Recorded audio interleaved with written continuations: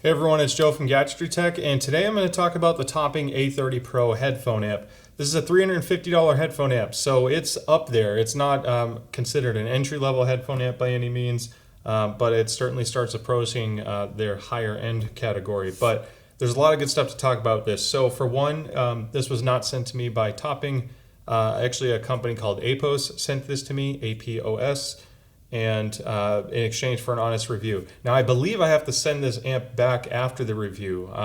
Usually I'm not too concerned about all the terms because I'm not doing it to influence my review. I get the product, I use it for a while as long as I can, and then post the review, and if I have to send it back, I do. If not, lucky me, especially in this case. So I want to talk about some of the basics. Now, just to let you know, if you do decide by the end of the review this is the right one for you, I'll have a link in the description below. It'll take you to the APOS Store, obviously to thank them for helping me get my hands on this to try it. I do get a small kickback off that. You're obviously welcome to purchase it wherever you like. I'm not doing this solely to profit. I will be honest on what's good and bad about this amplifier, but that link will be there and it helps support the channel. So, with that being said, the few things, I'm going to start right off with build quality and what I think of it on my initial impressions. Talk about features and specs, talk about sound quality, and then my final thoughts at the end. Now, all the wires are here because I like to listen to everything as much as I can, especially right before a review, to make sure that anything I felt or thought didn't change. So I noticed right off the bat, one, this is a pretty small chassis. It's about 6.5 inches wide, and I believe 5.5 inches deep. So let's see here. Let's see how close I am to that. Yeah, it's just about 6 3/4 wide. And if you include the volume knob and the RCAs, the end of them sticking out, it's about 5.5 inches deep. It's surprisingly heavy. Now this is a really nice metal construction. So some headphone amps, even in this price range, even if they are metal, they can be a thinner gauge metal and it feels a little bit flimsier, like a lighter metal. It can't take a hit, if you will. You know, you drop something on it by accident and it dents. This thing feels like an absolute unit. Like it is solid heavy metal. No weird rattles, nothing. I know that shouldn't happen, but it really is impressive on the chassis side. That's the first thing that stood out. I could not believe how thick and strong and robust everything felt. Now, going into build quality on the front, so these switches are tactile. I really like these switches. You have your off, XLR, and RCA. Very simple configuration to use. And then your gain. I'll get into specs more after, but I do want to say medium is the 0 gain setting, low is a -14 cut, and high is a +14 cut. So you have a 28 decibel swing on sensitivity, which is pretty impressive. You have your XLR input, your XLR output, your Pentacon connector, so you have your balance cable there, and then a 1/4 inch or 6 yada yada millimeter connection. The volume knob, so the potentiometer on this, it feels pretty nice. My only nitpicks with the front is these switches have a little bit of left and right movement, which at $350 I am not a huge fan of. Now I love the feel of these switches when I use them, so flicking them up, mid position, down, that tactile click, and it's got just the right amount of pressure, and it's consistent. Every single click has the same amount of resistance, and then where it lets go and catches again, it feels solid and consistent. I'm just not a huge fan of this wiggling from left to right. I wish that was a little bit better. Overall, the potentiometer is really nice.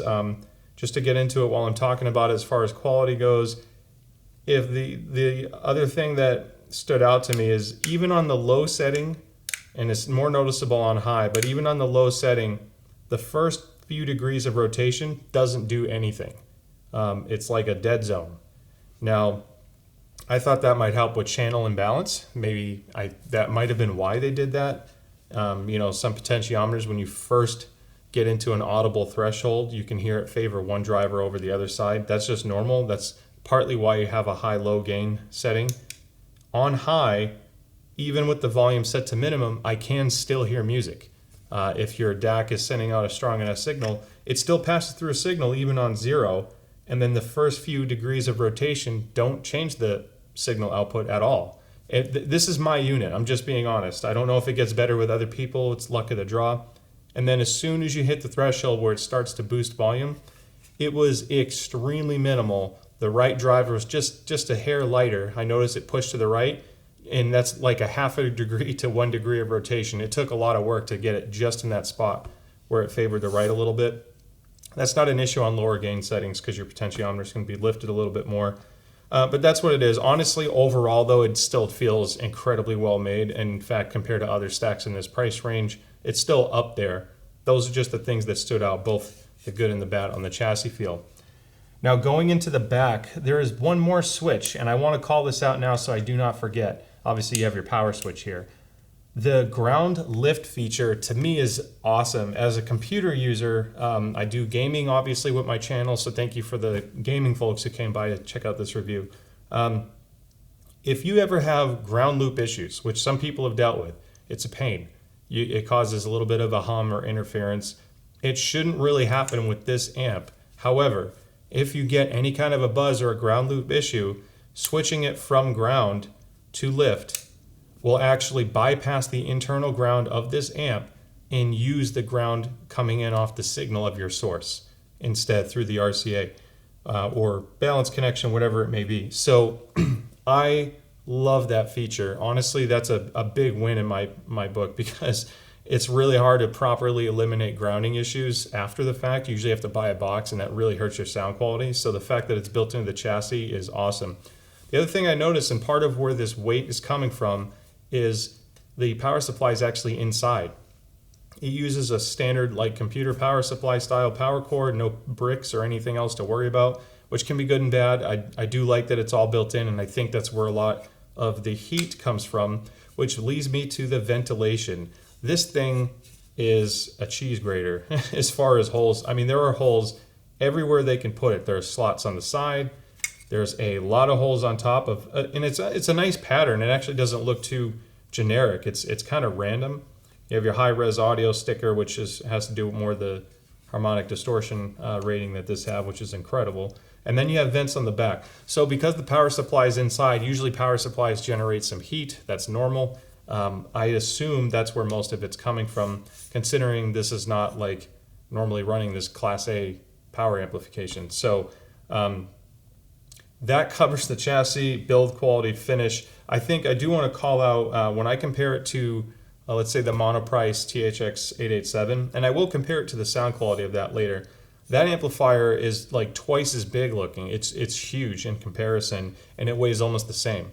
Now that one has an external power supply, but this thing is dense. I mean, it really is a hardcore, heavy-duty little amp as far as the feel goes. So getting into specs, let's just talk about power, because I think that's a very impressive thing for this size. So this is rated at 16 ohms to put out 6 watts times 2, 6,000 milliwatts times 2 on a 16 ohm headphone.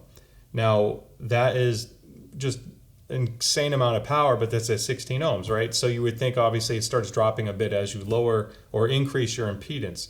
When you step up to 32 ohm headphones, this is still 5.5 watts times 2. 5,500 milliwatts times 2. So even on a more traditional impedance rated headphone or 32 ohm headphone, that's got more than enough overhead to power things like that. Now the Hi-Fiman, the HE1000 SE and the Aria Stealth, they benefit from more power, but they're not super hard to drive. So I never really had to push this too hard. It did get surprisingly warm, but again, I think that's more the power supply than being driven hard.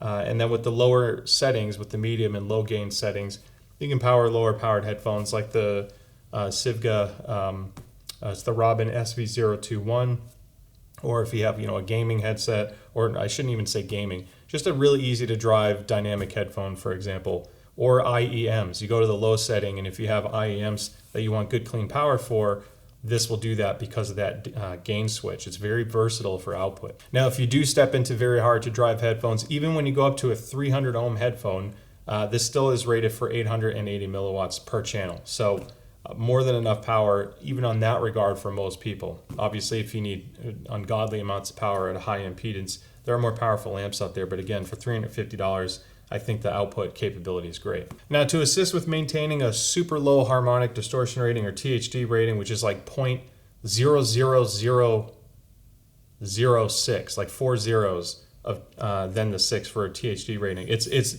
almost perfectly clean, which basically means whatever you bring into it, it's going to send back out without adding distortion to it. So that's incredible. However, what part of that comes from their use of an op amp from Texas Instruments. It's the OPA 1656. It's a pretty highly rated op amp. It's actually made more towards audiophile gear, and this thing has 10 of them.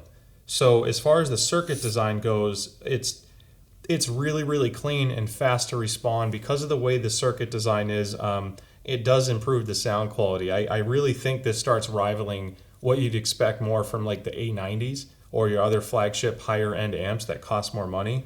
There's a couple sacrifices as far as like the balanced circuitry goes and everything, but overall, for what a lot of people are going to use this for in this price range, it still punches above its weight on that side of the spec chain. Okay, so when it comes to sound quality, there's quite a bit to consider. Obviously, you have your noise floor, any kind of a buzz, how well it reacts with different genres of music. Is it neutral? Does it add something lively to it? Is that good or bad? You know, there's a lot of things that can make something that's either good for me or bad for me, bad or good for you. So when I did a lot of A/B testing in the past week, I basically rounded up all of my headphone amps that I've been using lately, which is stuff from iFi, JDS, SCHIT, SCHIIT. What else am I missing here? My Burson Audio amps, which are Class A amps, a little bit more expensive, but I was doing a lot of A/B testing, and the THX 887 from Monoprice. This stood out in, I think, the more right ways than not. When you get into tube amplification, you can get a warmer soundstage, a warmer presentation with a more open soundstage, typically. It's not always the case. And then you go full linear side, and it's very, very sterile sounding, very versatile, and then you can do your own custom EQ from there or whatever you want to do to alter the dynamics of the sound. Out of the box, this was probably the best balance of creating an impact in sensation of the music while also remaining fairly sterile and easy to use for a lot of different applications. So my biggest comparison is when I compared it to this big guy. This is the Monoprice 887, the THX 887. A little bit less money, admittedly, but this to me was like a benchmark at that price point because it does full balanced. It has 8 watts times 2, just insane power. I/O is, it's great. So I like this amp a lot. It's been my primary amp, and I paired it with my Denafrips Aries 2 R2R DAC. So that whole setup still costs like $1,200, even with a cheaper amp, and it sounded incredible. What I noticed though is because the Aria Stealth is a very neutral, very open, clean sounding headphone. It creates an immense space and airiness to the sound without being fatiguing, while also not being as impactful. Now, I love the Aria Stealth. However, there are times where I wish I had more impact, more of a hit when the music calls for it. And even less expensive headphones that use dynamic drivers can create more of that because of how they're tuned. So what became apparent with me is when I switched to the Topping A30 Pro, headphones like my Aria Stealth and even the HE1000 SEs, which are over $3,000, sounded better compared to this. Because the drop, or I shouldn't say drop, they're similar. There's a drop version that's using, I think, was it the 7, I always forget. There's so many, there's like 778. There's a few different variants of the THX chip. But when I look at the Monoprice 887, and then I played it on the A30 Pro, these headphones had a little bit more impact. And that was, to me, the best benefit I got from it, because that's one of the few things that I think they lack, is that just that little extra hit, little extra energy when the music's trying to convey that. So to me, that's my favorite part about it. Now, it's subtle. That's another great thing. Sometimes, of course, depending on what song you're listening to or what headphone you're using, you may want a little bit more, but you can always EQ a little bit more bass if you need to. I think this is the right approach because it can still remain fairly neutral and sterile sounding, as in it's not coloring the sound too much, but the music just gets a little bit more dynamic and has more impact and presence. And I still think it has an incredibly clean soundstage and presentation. When you compare it to this or an SMSL, I think those have a slightly darker background sound, I guess. The sounds feel more isolated when I go to something like the 887, whereas this layers things together a little bit. I don't want to say better or worse. It's a slightly fuller, more layered approach to the music, and I think overall music sounds better on this than my 887. I don't care what measures better or worse in this case. When I'm listening to music, at least in the genres I've been listening to, I've been doing EDM, hip hop, and then lots of rock lately. And I have my huge playlist of demo tracks that I use with everything I test. It's like my top 10, top 20 songs that I'm very, very familiar with. I use it for speaker testing, amps, headphones, etc. So I have the mixed genres covered there. And I just loved what this brought to the mix, but it didn't overdo it, because when I listen to a more busy track, I listen to a metal song from someone really hardcore like, Slipknot or, Metallica, something that has a lot more rock and activity going in the song. If you have an amp that gets too bright or detailed or lively, it can actually sound pretty bad on certain tracks. And then that's really hard to fix. You're kind of stuck with that sound, and EQing can actually hurt a lot in that case. So I like that this was able to play all that, still bring a little bit extra energy and impact and I don't want to even say richness, because it's not creating a warm sound, but it just brings more energy into the headphone in the right way without being over the top. And I still got a very nice soundstage. I don't think it was quite as wide or as open as my Burson Class A amps, but those are more expensive amps. And to me, they're just a different intent. That brings me to final thoughts. I guess with my user experience, one thing I noticed, when I was daisy chaining all of my amplifiers, I was bypassing this with RCA, and when the amp is on, the RCA pre-out is disabled. So you can't use this as a bypass with this active. So you can't daisy chain and listen to multiple amps at the same time if you were doing these. As soon as you power off the A30 Pro, the RCA bypass becomes active and you can listen to it. So, just a little thing I noticed just from using it, because I had so many in test.